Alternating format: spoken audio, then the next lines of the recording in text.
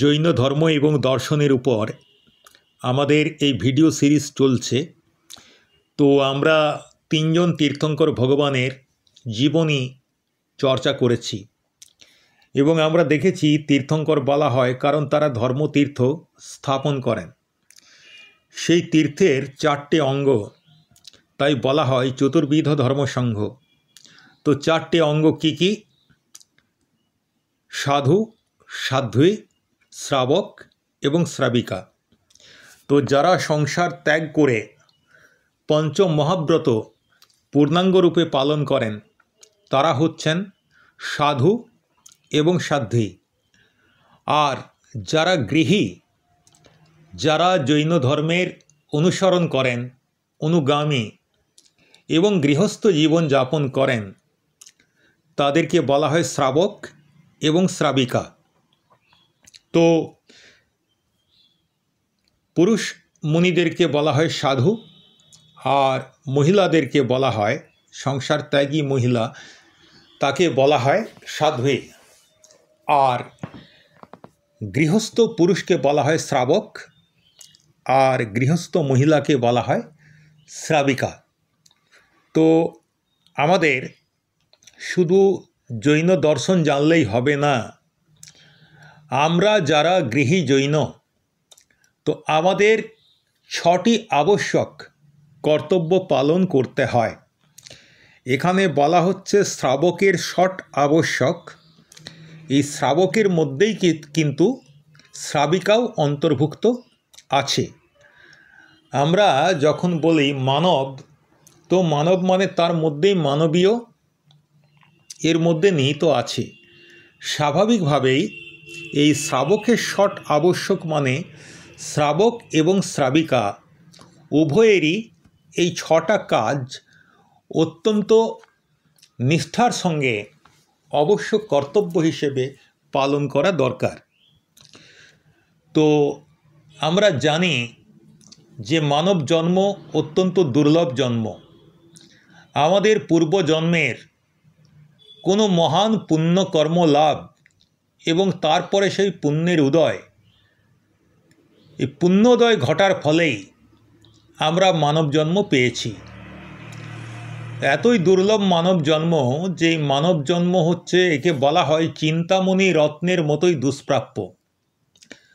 তারপর শুধু মানব জন্ম নয়, আমরা আর্য ভূমিতে জন্মগ্রহণ করেছি মানুষ হিসেবে, এটা আরও বড় পুণ্যকর্মের ফল।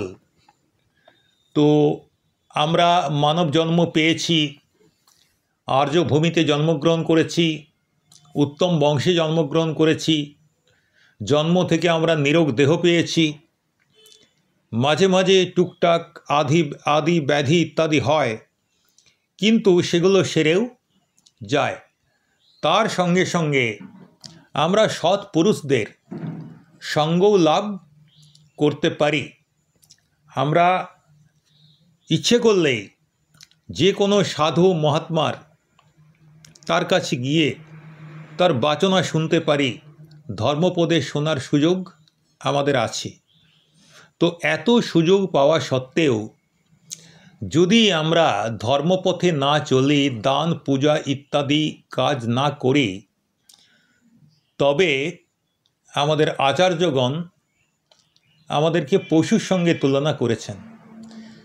যে দুর্লভ মানব জন্ম, আর্যভূমি, উত্তম বংশ, নিরোগ দেহ, সৎপুরুষের সঙ্গতি লাভ করার পরেও যদি আমরা দান পূজা না করি, মানে যারা দান পূজা না করবে তারা পশুর সঙ্গে তুল্য।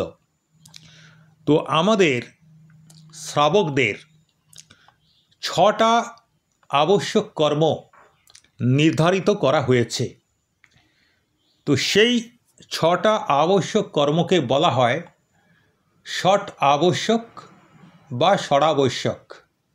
ষটযুক্ত আবশ্যক, ষড়াবশ্যক সন্ধি করলে পাই। তো শ্রাবককে নিজের আত্মার উন্নয়নের জন্য, নিজের আত্মার উপযোগ সংরক্ষণের জন্য প্রতিদিন এই ষট আবশ্যক কর্ম করা উচিত এবং এটা অত্যন্ত প্রয়োজনীয়। সেই কারণে আমাদের প্রত্যেক দিন করা উচিত যাতে এই জন্মে এবং পরজন্মে সুখ এবং শান্তি লাভ হয়। তো শ্রাবকের এই 6টা কর্ম কি কি, এটা আচার্য পঞ্চানন্দী মহারাজ আচার্য পদ্মনন্দী মহারাজ তার পদ্মনন্দী পঞ্চবিংশতিকা গ্রন্থে বলছেন, দেব পূজা গুরুপাস্তি শ্রদ্ধায় সংযমস্তপঃ দানঞ্চেতি গৃহস্থানং ষটকর্মাণি দিনে দিনে। দেব পূজা গুরুপাস্তি শ্রদ্ধায় সংযমস্তপ দানং চেতি গৃহস্থানং ষটকর্মাণি দিনে দিনে। অর্থাৎ প্রতিদিনের করণীয় 6টা কর্ম হচ্ছে দেব পূজা, গুরুপাস্তি, স্বাধ্যায়, সংযম, তপ এবং দান। দেখুন, এটা এই যে আপনারা স্লাইডটা দেখতে পাচ্ছেন, এতে এই 6টা আবশ্যক কর্মের কথা বলা আছে। এখানে দেব পূজা শব্দটার অর্থটা কিন্তু একটু অন্যরকম।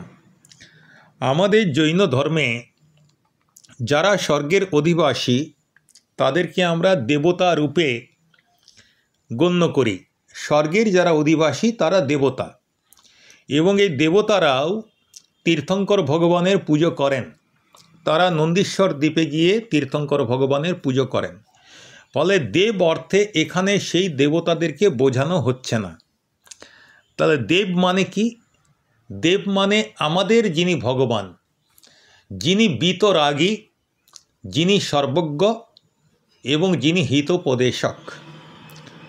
এটা একমাত্র আমাদের তীর্থঙ্কর ভগবানদের মধ্যেই আমরা দেখতে পাই। তারা রাগ দেশ ত্যাগ করেছেন, তারা কেবল জ্ঞান অর্জন করে সর্বজ্ঞ হয়েছিলেন, এবং তারা মানুষের হিতোপদেশক, হিতের উপদেশ করেন, কল্যাণের উপদেশ তারা করে গেছেন।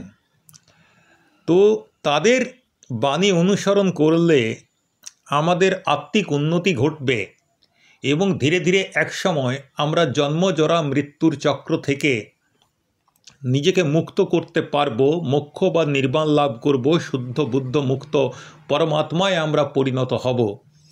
তো সেই দেবতাকেই এখানে দেবতা হিসেবে বলা হচ্ছে, অর্থাৎ তীর্থঙ্কর ভগবান। তো তীর্থঙ্কর ভগবান জিনেন্দ্র দেবের পূজা এটা প্রত্যেক দিনই করতে হয়।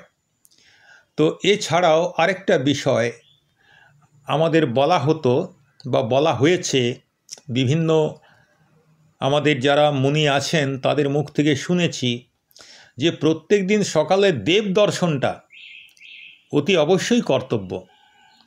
দেব দর্শন করতেই হবে। আমার গ্রামে বা আমার এলাকায় যদি জিন মন্দির থাকে অতি অবশ্যই দর্শন করব। যদি না থাকে তাহলে আশেপাশের গ্রামে যদি জিন মন্দির থাকে তাহলে সেখানে গিয়েও দেব দর্শন করতে হয়। তো এটা আমাদের জন্যে একটু সংক্ষেপে মুনিরা বলেছেন, কিন্তু যদি একটু বিস্তারে আমরা ভাবি, বিস্তারিতভাবে যদি ধরি, তাহলে শুধু দেব দর্শন নয়, দেব পূজাটাও করতে হবে। এটা হচ্ছে শ্রাবকের প্রথম আবশ্যক। পুজোর সময় আমরা কি করি? আমরা তীর্থঙ্কর ভগবানের গুণাবলীর কীর্তন করি। আমাদের সত্যি বলতে কি মূর্তি পূজা বিষয়টা আমাদের মধ্যে নেই, কিন্তু তবু আমাদের মূর্তি পূজা করতে দেখা যায়। তো আমরা মূর্তি পূজা করার সময় সেই ভগবানকেই পুজো করি না, সেই ভগবানের যে গুণ, সেই গুণাবলীর আমরা পুজো করি। তো সেই জন্যে আমাদের পূজাটা একটু অন্যরকম। যদিও আমরা যে সংস্কৃতির মধ্যে বড় হয়ে উঠেছি সেটা হচ্ছে বৃহত্তর ভারতীয় সংস্কৃতি। তো তার যে প্রভাব, ভারতীয় সংস্কৃতির মধ্যে বৈদিক সংস্কৃতি আছে, জৈন সংস্কৃতি আছে, বৌদ্ধ সংস্কৃতি আছে। এই দুটোকে একসঙ্গে বলা হয় শ্রামণ সংস্কৃতি। পরবর্তীকালে শিখ, তাদেরও একটা অন্যরকম সংস্কৃতি তৈরি হয়েছে। সব মিলিয়ে কিন্তু ভারতীয় সংস্কৃতি।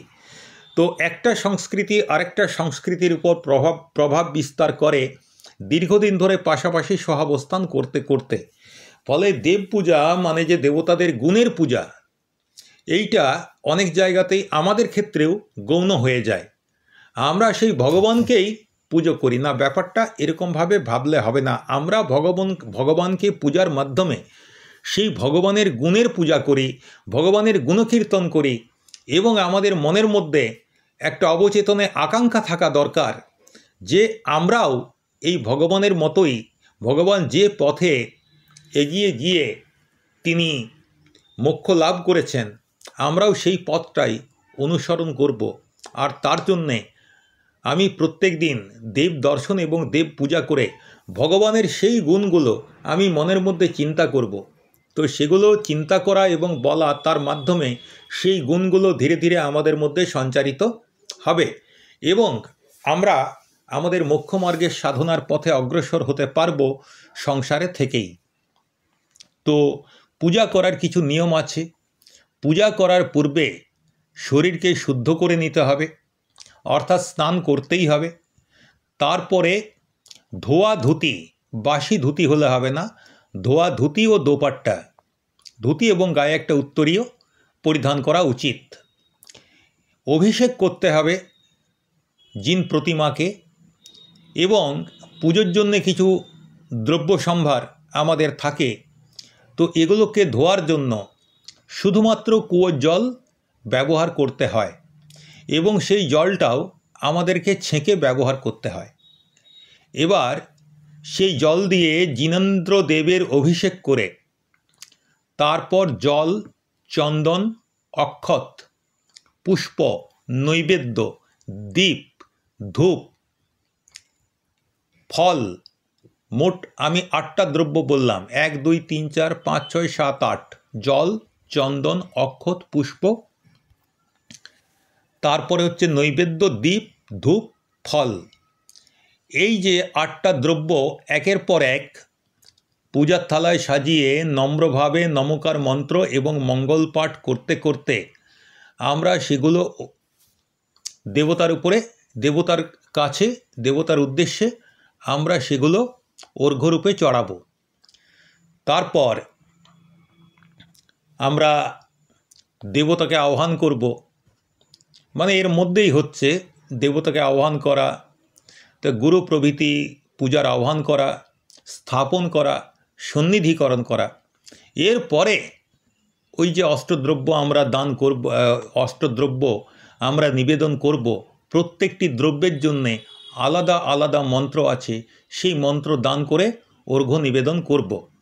এবং তারপরে ওই 8টা দ্রব্যকে একসাথে মিশিয়ে নেব, মিশিয়ে নিয়ে আর সবগুলোকে একসাথে মন্ত্রপাঠ করতে করতে উচ্চারণ করব।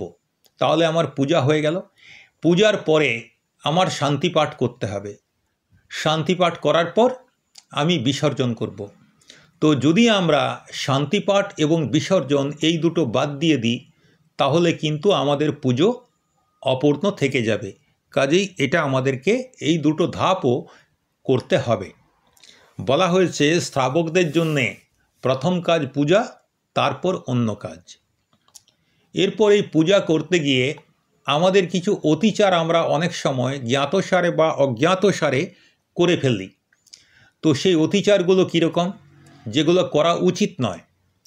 যেমন পূজার সময় এদিক ওদিক দেখা, কোন দ্রব্যের পর কোন দ্রব্য নিবেদন করতে হবে এটা ঠিকঠাক না করতে পারা। জলের পরিবর্তে যখন জল চড়ানোর কথা তখন আমি চন্দন চড়াচ্ছি, তো এরকম যদি করি এগুলো ভুল, এগুলো ঠিক নয়। আচ্ছা, আদিনাথ ভগবানের পূজা করতে গিয়ে পার্শ্বনাথ ভগবানের পূজার মন্ত্র পড়ছি, এটাও ভুল। পুজোর সময় কথা বলা এটাও ঠিক নয়। আর কি করে পূজা করতে হয় এটাও ভুলে যাওয়া। তো এগুলো হচ্ছে আমাদের পূজার, দেব পূজার অতিচার। এই অতিচার যাতে না ঘটে সেজন্য আমাদেরকে সতর্ক থাকতে হবে, তবেই আমরা পূজার ফল লাভ করতে পারব। তো এটা হলো শ্রাবকের প্রথম কর্তব্য, দেব পূজা। এরপর আসছে গরুপাস্তি বা গরুর উপাসনা। সমস্ত পরিগ্রহ ত্যাগকারী, মানে গুরু কে হবে? মানে কাকে আমরা গুরু হিসেবে ধরব, কে গুরু হবেন? যিনি সমস্ত পরিগ্রহ ত্যাগ করেছেন, নির্গ্রন্থ, কোথাও কোনো জায়গার সঙ্গে তার কোনো সম্পর্ক নেই, বাহ্যিক কোনো বস্তুর সঙ্গে তার কোনো বন্ধন নেই, নির্গ্রন্থ এবং দিগম্বর। তাহলে সমস্ত পরিগ্রহ ত্যাগী নির্গ্রন্থ দিগম্বর মুনির উপদেশ শ্রদ্ধার সঙ্গে শোনা, তাদের সেবা ও প্রয়োজন অনুসারে তাদের পিচ্ছি, কমণ্ডলু, শাখা ইত্যাদি উপকরণ দেয়া, বিধি অনুযায়ী নবধা ভক্তিসহ বিশুদ্ধ আহার করানো, তাদের শৌচস্থানের ব্যবস্থা করা এবং তাদের গমনাগমনে অর্থাৎ বিহারে, তাদের বিহারে সহচর হওয়া, এই সবই হচ্ছে গুরু উপাসনার অন্তর্গত। তাহলে গুরুকে আমরা জানতে পারলাম যে সর্বপরিগ্রহ ত্যাগকারী নির্গ্রন্থ দিগম্বর মুনি একমাত্র গুরু হতে পারেন। তো সেই গুরুর উপদেশ শোনা, সেবা করা, প্রয়োজন অনুসারে তার যে প্রয়োজনীয় উপকরণ সেগুলো দান করা, নবধা ভক্তি সহকারে বিশুদ্ধ আহার দান করা, শৌচস্থানের ব্যবস্থা করা, তাদের সঙ্গে গমনাগমনের সহচর হওয়া, সবই গুরুপাস্তি বা গুরু উপাসনার অঙ্গ। এবার আমরা যেটা বললাম যে সর্বপরিগ্রহ ত্যাগী নির্গ্রন্থ দিগম্বর মুনি, এর বাইরেও গুরুপাস্তির আরেকটা জায়গা আছে, যে জৈন ধর্মের 3টি লিঙ্গ বা আধ্যাত্মিক স্তর বলা হয়েছে। এক হচ্ছে মুনি, 2 আর্যিকা, 3 শ্রাবক। তো মুনি মানে সাধু, আর্যিকা মানে সাধ্বী। এবার শ্রাবকের অনেকগুলো স্তর আছে, হ্যাঁ, প্রতিমা অনুযায়ী, বিভিন্ন প্রতিমা অনুযায়ী শ্রাবকের এক একটা স্তর আছে। তার মধ্যে যে এলক এবং ক্ষুল্লক, তো এলক এবং ক্ষুল্লক এদেরকে যথোচিত সম্মান করাও কিন্তু গুরু উপাসনার অন্তর্গত। তাহলে শুধু গুরুকে সম্মান করছি তাই নয়, তার সঙ্গে আর্যিকা মাতাজি, এলকজি, ক্ষুল্লকজি এদেরকেও সম্মান করা হচ্ছে গুরু উপাস্তি বা গুরু উপাসনার অন্তর্ভুক্ত। তো এই গুরুপাস্তির অতিচার কি, মানে কোন কোন ভুলগুলো সাধারণত হওয়ার সম্ভাবনা থাকে যেগুলো আমাদের করা উচিত নয়। যেমন গুরুর সাথে বসে সুযোগ পেলে একটু হাসি ঠাট্টা করা, একদমই এটা উচিত নয়। গুরুর সঙ্গে যখন আমরা কথা বলবো, শুধু আধ্যাত্মিক কথার বাইরে অন্য কোনো কথা হওয়া উচিত নয়। হ্যাঁ, আমি কোনো সমস্যায় পড়েছি, সমস্যার সমাধানের জন্য গুরুর পরামর্শ চাইতেই পারি, সেটা দোষের নয়। কিন্তু গুরু ফাঁকা আছেন এই সময়, তাহলে ওনার সঙ্গে গিয়ে আড্ডা দিই, হাসি ঠাট্টা করি, এই বিষয়টা কিন্তু গুরুপাস্তির অতিচার, এটা করা যাবে না। আরেকটা যেটা আছে, গুরু যে আসনে বসে আছেন তার সমান সমান আসনে বা সমান উচ্চতার আসনে বসা যাবে না। যদি বসি সেটা হচ্ছে অতিচার। আমার গুরু বসে আছেন কাঠের তক্তপোষের উপরে, আমি বসবো নিচে। আমার গুরু একটা শতরঞ্জের উপর বসে আছেন, উনিও নিচে বসে আছেন, আমিও নিচে বসছি, কিন্তু কখনোই গুরু যে শতরঞ্জির উপর বসে আছেন আমি সেই শতরঞ্জির উপরে বসবো না, এমনকি আমি শতরঞ্জির উপরেই বসবো না। গুরু চেয়ারে বসে থাকেন, যদি থাকেন, আমাদের দিগম্বর গুরুরা চেয়ারে বসে থাকেন না, কিন্তু শ্বেতাম্বর গুরুরা চেয়ারে বসেন। তো গুরু যদি চেয়ারে বসে থাকেন, আমি বসবো চেয়ারের পায়ের তলে, মানে মেঝেতে গুরুর পায়ের তলে, এটা বসতে হবে। গুরুর সমান সমান আসনে বসা, এটা হচ্ছে গুরুপাস্তির অতিচার। আচ্ছা, গুরু এলেন, আসার সঙ্গে সঙ্গে আমাদের উঠে দাঁড়াতে হবে। আমরা যদি উঠে দাঁড়িয়ে তাকে নমস্তু না করি, সেটা হচ্ছে গুরুপাস্তির ভ্রান্তি বা অতিচার, এগুলো করা যাবে না। তো এরপরে হচ্ছে 3 নম্বর যে শ্রাবকের অবশ্য কর্তব্য, সেটা হচ্ছে স্বাধ্যায়। বলা হয়েছে স্বাধ্যায় পরমম তপঃ। তো স্বাধ্যায় হচ্ছে পরম তপ। আমরা এরপরে যখন তপে যাব, তখন মানে শ্রাবকের যে সরাবশ্যক তার মধ্যে তপও তো আছে, তো সেই তপের মধ্যেও আমরা এই স্বাধ্যায়কে পাব। কিন্তু তবুও স্বাধ্যায়কে বেশি গুরুত্ব দিয়ে একটা আলাদা ক্যাটাগরিতেই রাখা হয়েছে, এবং স্বাধ্যায় হচ্ছে পরম তপ। তাহলে স্বাধ্যায় কী জিনিস? জিনেন্দ্র ভগবানের বাণী এবং সেই বাণীর গণধরদের ব্যাখ্যা এবং আচার্য উপাধ্যায় মুনি এদের রচিত শাস্ত্র পড়া, পড়ানো, শোনানো, শেখানো, মনের মধ্যে কোনো প্রশ্ন জাগলে সেই প্রশ্ন করা, চিন্তন মনন করা, আলোচনা করা, মুখস্থ করা, এই সবকেই বলা হচ্ছে স্বাধ্যায়। অর্থাৎ সৎ গ্রন্থ, সৎ ধর্মগ্রন্থ সঠিকভাবে পড়া, পড়ানো, শোনানো ইত্যাদি সবই কিন্তু স্বাধ্যায়ের অন্তর্গত। তো স্বাধ্যায় মনকে পবিত্র করে এবং আমাদের কর্ম নির্জরা করে, কর্মের নির্জরা করে। নির্জরা তত্ত্ব সম্বন্ধে আমরা অল্প একটু পড়েছি প্রথমের দিকে নবতত্ত্বের যখন আলোচনা করেছিলাম, এবং এখন আমাদের আশ্রব তত্ত্ব শেষ হয়েছে এর আগের ভিডিওতে। তো এরপরে পরপর তত্ত্বগুলো করব যখন, বাকি তত্ত্বগুলো, তার মধ্যে আমরা নির্জরা তত্ত্বটা সেখানে বিস্তারিত আলোচনা করব। তো স্বাধ্যায় মনকে পবিত্র করে এবং কর্মের নির্জরা করে, অর্থাৎ আত্মা থেকে কর্মরজগুলোকে ঝেড়ে ফেলে দেয়। এই জন্য স্বাধ্যায়কে আমাদের একান্ত বন্ধু বলা হয়েছে। স্বাধ্যায় এই শব্দটাকে ভাঙলে আমরা পাবো স্বযুক্ত অধ্যায়। তো স্ব মানে নিজ, আর অধ্যায়ের থেকে আমাদেরকে করে নিতে হবে অধ্যয়ন, অর্থাৎ নিজে নিজে অধ্যয়ন। তা নিজের অধ্যয়ন এবং মনন, এটা স্বাধ্যায়ের একটা অর্থ। আবার স্বযুক্ত অধ্যায়, স্ব মানে আমি স্বয়ং, আমার আত্মা। তাহলে নিজের আত্মাকে অধ্যয়ন করা, আত্মপর্যবেক্ষণ করা, আত্মবিশ্লেষণ করা, এটাও স্বাধ্যায়। আরেকটা হচ্ছে সুযুক্ত অধ্যায়। তো যদিও ব্যাকরণগতভাবে এটা সুযুক্ত অধ্যায়, শ্রদ্ধায় হওয়া উচিত, কিন্তু আমরা শ্রদ্ধায়ের সংজ্ঞা দিতে গিয়ে আমরা সুযুক্ত অধ্যায় এটাকেও আমরা এই সংজ্ঞার মধ্যে রেখেছি। সু মানে উত্তম বা ভালো, আর অধ্যায় থেকে আসছে অধ্যয়ন। তাহলে আত্মকল্যাণকর যে উত্তম অধ্যয়ন, সেটাই হচ্ছে স্বাধ্যায়। তাহলে স্বাধ্যায়ের তিনটে আমরা অর্থ পেলাম। তো আচার্যগণ এই স্বাধ্যায়কে অন্যতম আভ্যন্তর তপ বলেছেন, এবং এই স্বাধ্যায়ের 5টি ভেদ আছে। সেই 5টি ভেদও আমাদের আচার্যগণ উল্লেখ করে দিয়েছেন। সেগুলো কি কি? বাচনা পৃচ্ছনানুপ্রেক্ষাম নায় ধর্মোপদেশঃ। বাচনা, পৃচ্ছনা, অনুপ্রেক্ষা, আমনায় এবং ধর্মোপদেশ। তাহলে শুধু পড়া নয়, স্বাধ্যায় শুধু পড়া নয়, এর 5টা অঙ্গ আছে: বাচনা, পৃচ্ছনা, অনুপ্রেক্ষা, আমনায় এবং ধর্মোপদেশ। তো বাচনা মানে হচ্ছে পড়া বা বলা, বাচনা মানে পড়া বা বলা। পৃচ্ছনা মানে হচ্ছে জিজ্ঞাসা করা। কি জিজ্ঞাসা করব?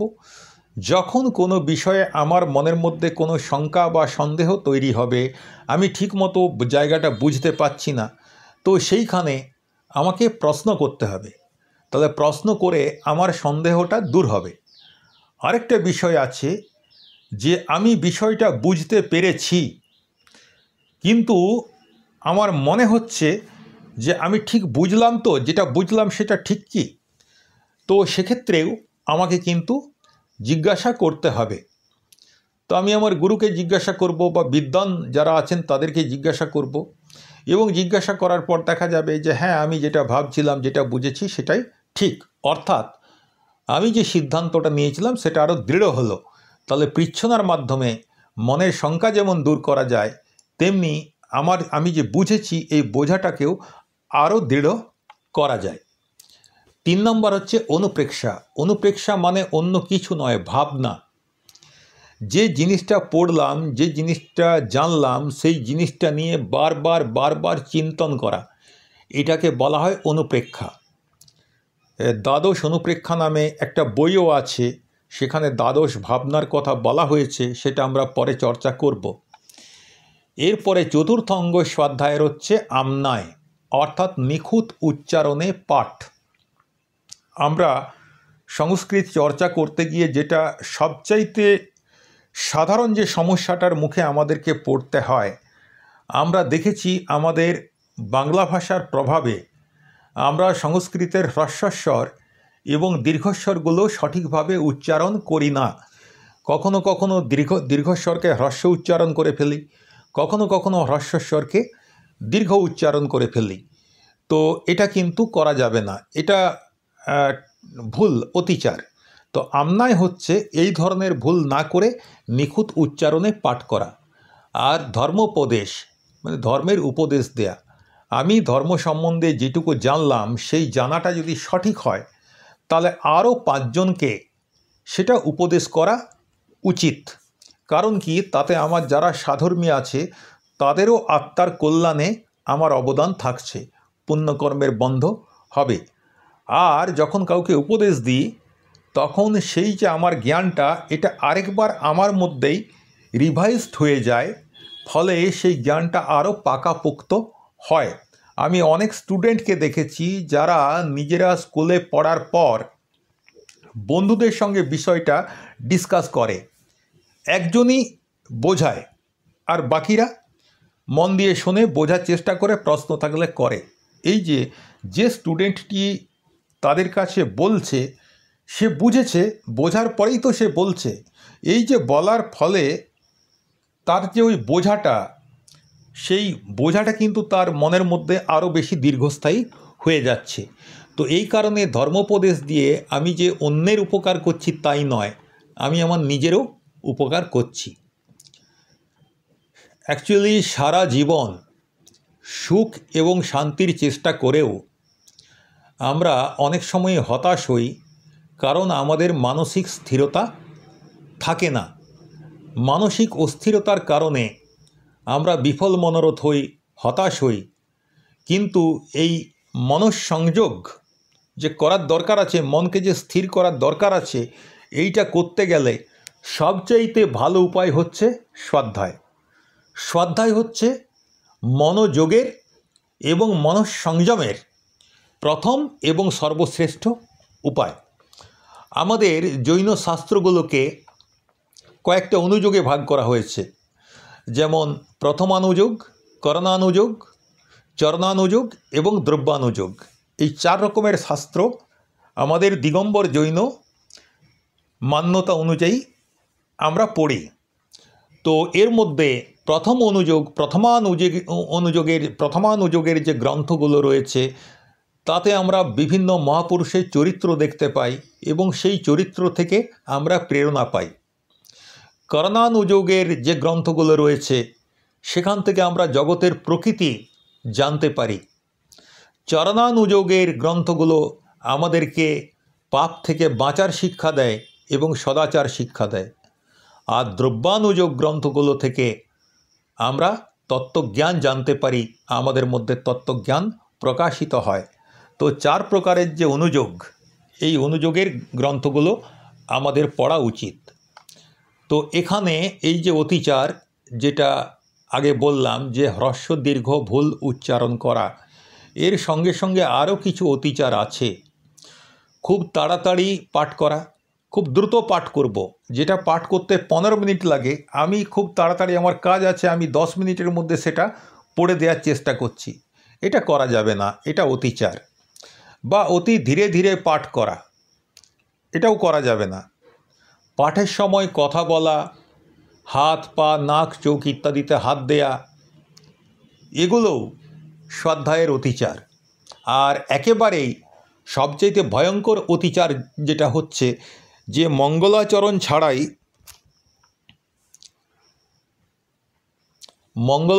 ছাড়াই আমরা পাঠ শুরু করে দিলাম, আর পাঠ শেষ করার পর জিনবাণী স্তব করলাম না, এগুলো চলবে না। এগুলো সবই স্বাধ্যায়ের অতিচার।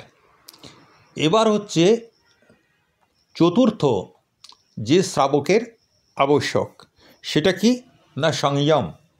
সংযম মানে আমাদের মনের এবং ইন্দ্রিয়ের নিয়ন্ত্রণ। মন এবং ইন্দ্রিয়কে নিয়ন্ত্রণ করাকেই বলা হয় সংযম। সংযম দুই প্রকার, এক হচ্ছে প্রাণী সংযম আর দুই হচ্ছে ইন্দ্রিয় সংযম। প্রাণী সংযম কি না, 6 প্রকার জীবের হিংসা না করা, সটকায় জীবের হিংসা না করা। আমরা তো দেখেছি যে একেন্দ্রিয়, বেইন্দ্রিয়, ত্রিইন্দ্রিয়, চৌরিন্দ্রিয় এভাবে জীবকে ভাগ করা হয়েছে 5টা ভাগে, তারপর স্থাবর জীব, তাহলে মোট 6টা ভাগ হলো। তো সমস্ত পৃথিবীর বিশ্বের জীবজগৎ সব এই সটকায়ের মধ্যে পড়ে। তো সটকায় জীবের প্রতি হিংসা না করা, এটা হচ্ছে প্রাণী সংযম। আর ইন্দ্রিয় সংযম হচ্ছে পঞ্চ ইন্দ্রিয় এবং মনকে নিয়ন্ত্রণ করা। তো তত্ত্বার্থ বৃত্তিতে বলা হয়েছে প্রাণী হিংসা বর্জন এবং ইন্দ্রিয় বৈরাগ্যই হচ্ছে সংযম। তো একেন্দ্রিয় থেকে শুরু করে সমস্ত প্রকার জীবের হিংসা বর্জনই প্রাণী সংযম। আর 5 রস, এটা কি আমাদের রসেন্দ্রিয় বা রসনেন্দ্রিয়র বিষয়। 5 প্রকারের রস, 5 প্রকারের বর্ণ, 2 প্রকার গন্ধ, 8 প্রকারের স্পর্শ, 7 প্রকারের স্বর এবং মন, এই 28টি বিষয়ের থেকে নিজেকে বিমুখ করে নেয়া, এটাই হচ্ছে ইন্দ্রিয় সংযম। এখন আমরা যারা শ্রাবক অর্থাৎ গৃহী, আমরা পূর্ণরূপে জীব হিংসা বর্জন করতে পারি না। তো আমাদের ক্ষেত্রে কি বলা হচ্ছে যে প্রথম কথা হচ্ছে ইচ্ছাকৃতভাবে ত্রসজীবের প্রতি হিংসা করা যাবে না। আর যারা স্থাবর জীব, বিনা প্রয়োজনে তাদের উপরে হিংসা করা যাবে না। আমরা ত্রসজীবের প্রতি হিংসা করব না, আর স্থাবর জীবের প্রতি নিতান্ত প্রয়োজন না হলে হিংসা করব না, এটাই হচ্ছে সংযম। তো সংযমটা দরকার আছে আমাদের জীবনে খুব বেশি। গাড়ির যেরকম ব্রেক আমাদের জীবনে, সেটাই হচ্ছে সংযম। কোথায় থামতে হয় গাড়ি ব্রেক করে সেখানটায় থামে। তো আমাদেরও মন তো চতুর্দিকে দৌড়ে বেড়াচ্ছে, কিন্তু মনকে তো জায়গায় জায়গায় থামাতে হয়। তো থামানোর জন্য যে ব্রেক, সেটাকেই বলা হচ্ছে সংযম। এইবার সংযমের অতিচার কি না, অতিচার হচ্ছে 1 নম্বর হচ্ছে অযত্ন।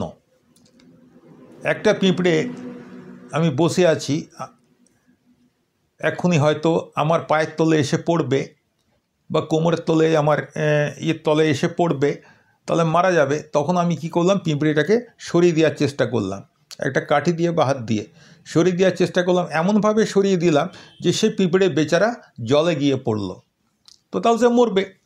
তো এটা হচ্ছে, এরকম করা যাবে না, এটা সংযমের অতিচার। আচ্ছা, যখন আমি কিছু রাখবো, সেই জায়গাটা না দেখে সেখানে কিছু রাখা, সেটাও হচ্ছে সংযমের অতিচার। সেখানেও বিভিন্ন রকমের জীব থাকতে পারে, সূক্ষ্মাতি সূক্ষ্ম জীব থাকতে পারে, তো আমাকে দেখে নিতে হবে। দেখুন, অতি সূক্ষ্ম জীব যারা আছে তাদের তো দেখা আমাদের পক্ষে সম্ভব নয়, এবং গৃহস্থদের পক্ষে এটা দেখার দরকারও নেই। কিন্তু মোটামুটি যেগুলো ক্ষুদ্র জীব চোখে পড়ে, বা বৃহৎ জীব, মানে অপেক্ষাকৃত তাদের চাইতে বৃহৎ জীব, যেমন পিঁপড়ের চাইতে বড় হচ্ছে মশা, মশার চাইতে বড় হচ্ছে মাছি, এরকম। আর পিঁপড়েদেরও বড় জাতি আছে, আরশোলা ইত্যাদি নানা রকম জীব আমাদের ঘরে থাকতেই পারে।